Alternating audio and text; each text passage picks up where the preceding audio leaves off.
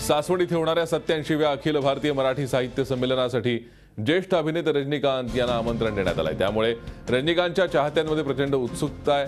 रजनीकांत यांचं मूळ गाव पुरंदर तालुक्यात आहे, त्यामुळे रजनीकांत यांना हे निमंत्रण देण्यात आलंय। 18 डिसेंबरला मेल करून रजनीकांत यांना हे आमंत्रण देण्यात आलंय।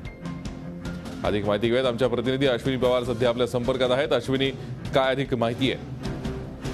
भूषण, पुरंदर तालुक्यामध्ये यावर्षीचं साहित्य संमेलन होत आहे आणि पुरंदर तालुका सासवड पासून अगदी 25 किलोमीटर इतक्या अंतरावरती रजनीकांत यांचं मूळ गाव आहे, साचर मावडी म्हणून। त्या गावी जरी कुणी नसलं तरी त्या गावामध्ये रजनीकांतला ओळखणारे भरपूर लोक आहेत किंवा रजनीकांतचं मूळ घर तिथे आहे। त्यामुळे या ठिकाणी येण्याची इच्छा रजनीकांतने 2 वर्षापूर्वी त्यांनी म्हणून दाखवली होती आणि त्यानुसार इथले जे आयोजक आहेत विजय कोलते, त्यांनी त्यांना ईमेलद्वारे संपर्क केला होता आणि ईमेलद्वारे त्यांनी त्यांना इन्व्हिटेशन दिलं होतं या साहित्य संमेलनाला येण्यासाठी। त्यांनी अद्याप तरी त्याचा काही रिप्लाय दिलेला नाहीये, अद्याप तरी त्यांचा संपर्क झालेला नाहीये। परंतु आयोजकांनी मात्र पुरेपूर प्रयत्न केलेले आहेत की रजनीकांत जे आहेत ते या साहित्य संमेलनाला यावेत, त्यांची इथे उपस्थिती असावी, जेणेकरून त्यांना त्यांचं मूळ गावही या निमित्ताने पाहता येईल। भूषण, नक्कीच धन्यवाद अश्विनी या सविस्तर माहितीसाठी। रजनीकांत यांच्या उपस्थितीबाबत प्रचंड उत्सुकता आहे। रजनीकांत यांना निमंत्रण पोहोचलेलं आहे, ईमेलवरून त्यांना हे निमंत्रण देण्यात आलेलं आहे आणि